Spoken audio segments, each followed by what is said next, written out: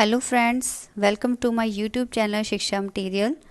असी टॉपिक कर रहे हैं प्रेजिडेंट और वाइस प्रेजिडेंट। कल असी कुछ MCQ इस दे नाल रिलेटेड डिस्कस कीते सीगे ते कंटिन्यू करांगे असी इस टॉपिक नूं। ते प्लीज़ अगर जेकर तुहानूं मेरी वीडियो वधिया लगेगी तो इहनूं लाइक करना, शेयर करना ते सबसक्राइब करना ना भुलना ते प्रेस करना जरूर बैल आइकन नूं ताकि तुहानूं न्यू नोटिफिकेशन जिहड़ी आ नाल नाल ही मिल सके। Thank you. Question number 13, who is the first citizen of India. First यानी कि पहला नागरिक भारत का कौन है। वैसे तो असीं सारे भारत के नागरिक हाँ, लेकिन अगर जिथों साडा स्टार्टिंग अगर कह सकते साडा हैड कौन है स्टेट का, तो उहदे तो ही साडी जिहड़ी नागरिकता स्टार्ट हुंदी है। तो कौन है? Option A prime minister, option B president, option C chief minister and option D governor. And the right answer है ऑप्शन बी प्रेजिडेंट, क्योंकि प्रेजिडेंट ही जिहड़ा साडा हैड ऑफ द स्टेट है, तो इस जिहड़ा फस्ट जिन्होंने सिटीजन ऑफ इंडिया भी असीं कह सकते हैं। तो कल असीं गल कीती सी कि प्रेजिडेंट का जिहड़ा आर्टिकल किहड़े नाल रिलेटेड है 52 दे नाल, ते वाइस प्रेजिडेंट जिहड़ा है आर्टिकल 63 दे नाल।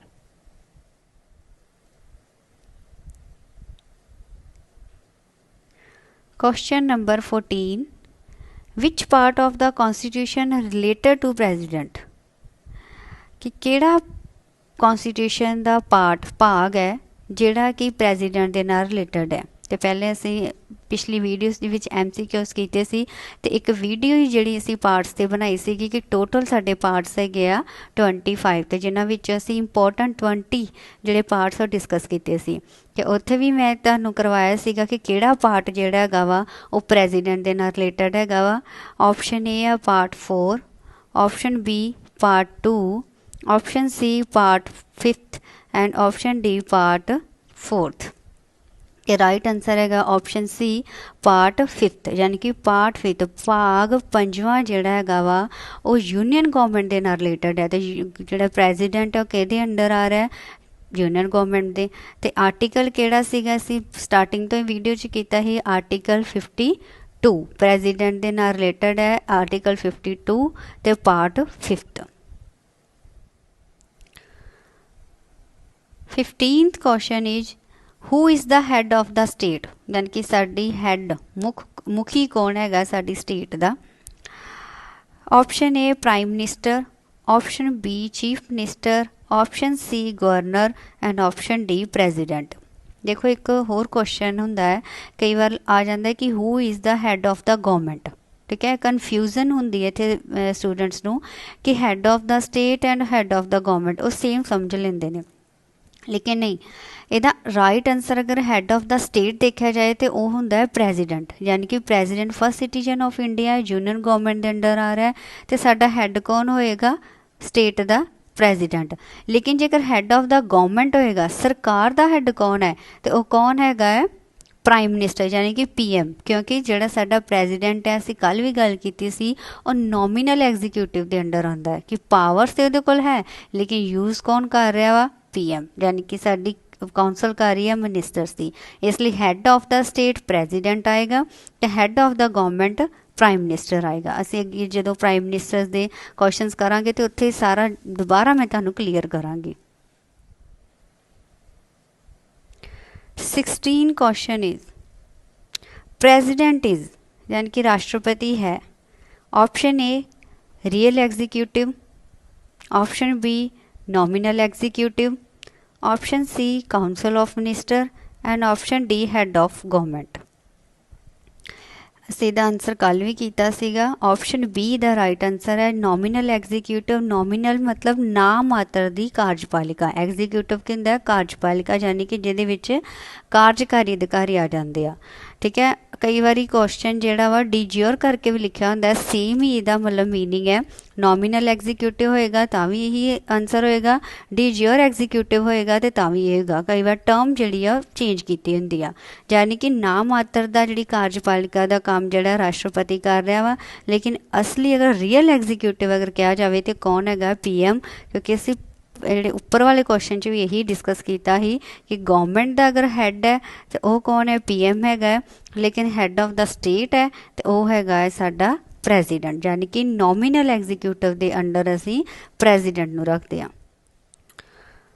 Question number 17, which article deals with powers.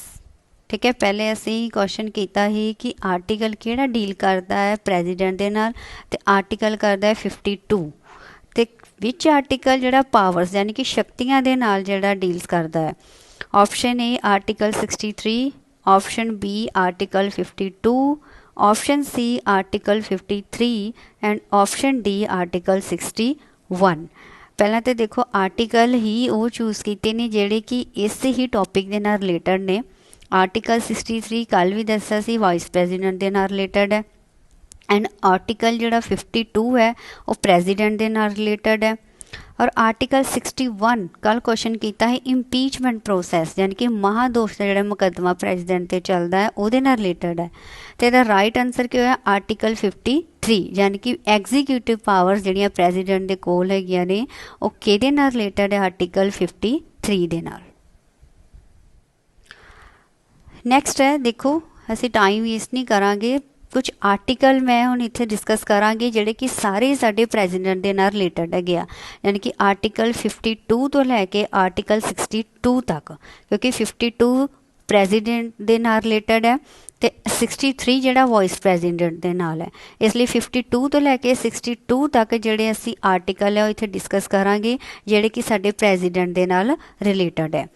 हुण 18 है आर्टिकल 54 डील्स विद इलैक्शन, यानी कि इलैक्शन चोण किवें हुंदी है प्रेजिडेंट दी उहदे नाल रिलेटेड है। जिवें कि पहले भी असीं क्वेश्चनस कीते ही कि बोथ मैंबरस होने चाहिए हाउसिस दे, ठीक है, पार्लीमेंट दे, लैजिस्लेटिव असैंबलीज के मैंबरस होने चाहिए और जिहड़े आ इलैक्टेड करदे ने साडे प्रेजिडेंट नूं। ते आर्टिकल किहड़ा है 54। दैन है आर्टिकल 55 डील्स विद मैनर्स यानी कि इलैक्शन का ढंग किवें दा होएगा वो डील करदा साडे आर्टिकल 55 दे नाल। दैन है आर्टिकल 56 डील्स विद टेन्योर यानी कि टाइम पीरियड कार्यकाल, कि साडे जिहड़े राष्ट्रपति दा कार्यकाल कितना होएगा 5 साल का हुंदा है, ठीक है, वो आर्टिकल 56 के नाल। 52 तो लैके ये लाइन सिर ही है, बहुत सीक्वेंस च दिते आ मैं जिन्होंने कि लर्न करना भी तुहाडे लई बहुत ईजी होएगा ते समझना भी। दैन है आर्टिकल 57 डील्स विद री इलैक्शन। देखो एक बारी तो इलैक्शन का किया कि आर्टिकल 54 चुनिया जाता है, री इलैक्शन की कि आप पहले क्वेश्चन किया है कि जोड़ा भी प्रेजिडेंट एक बारी परसन बन जाता है कि दोबारा चोन लड़ सकता है, तो वो लिए असी की कहा सीगे कि नो लिमिट, कोई लिमिट नहीं हैगी, वो जिन्नी मर्जी बार जो चोन लड़ सकता है। तो यही आर्टिकल है 57 जोड़ा कि दोबारा किसी व्यक्ति को राष्ट्रपति बनने लिए जोड़ा योग करा दिता है, यानी कि री इलैक्शन दोबारा अपनी इलैक्शन को लड़ सकता है।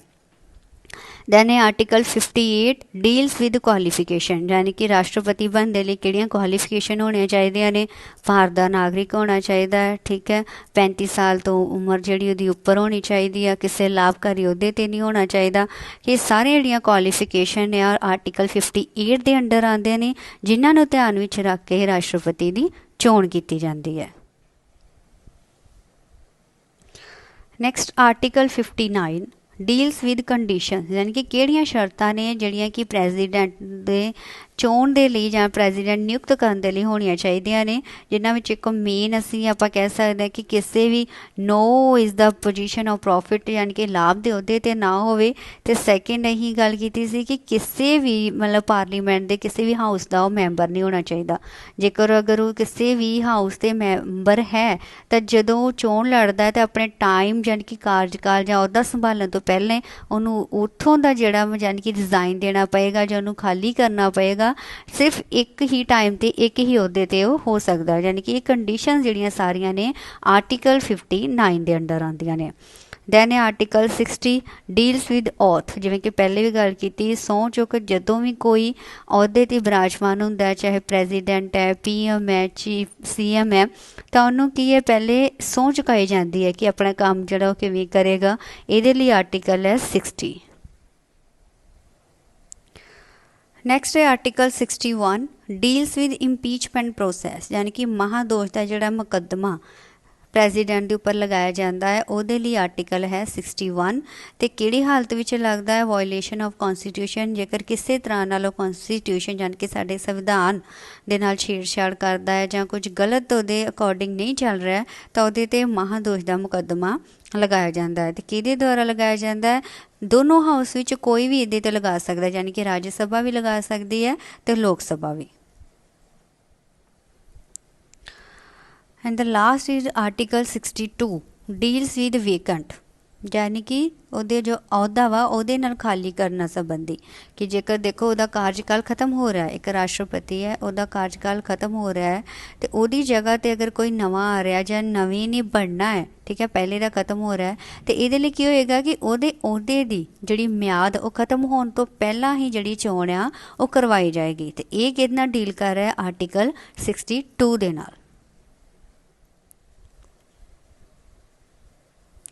ओके फ्रेंड्स, ये सी कि अज दे साडे कुछ MCQ जिहड़े कि रिलेटेड सीगे प्रैजीडेंट दे नाल ते कुछ असी टॉपिक आर्टिकल कीते ने आर्टिकल 52 तो लैके आर्टिकल 62 तक जिहड़े कि प्रैजीडेंट दे नाल रिलेटेड है।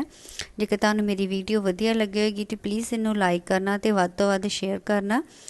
नैक्सट वीडियो लैके मैं जल्दी आवांगी। Thank you.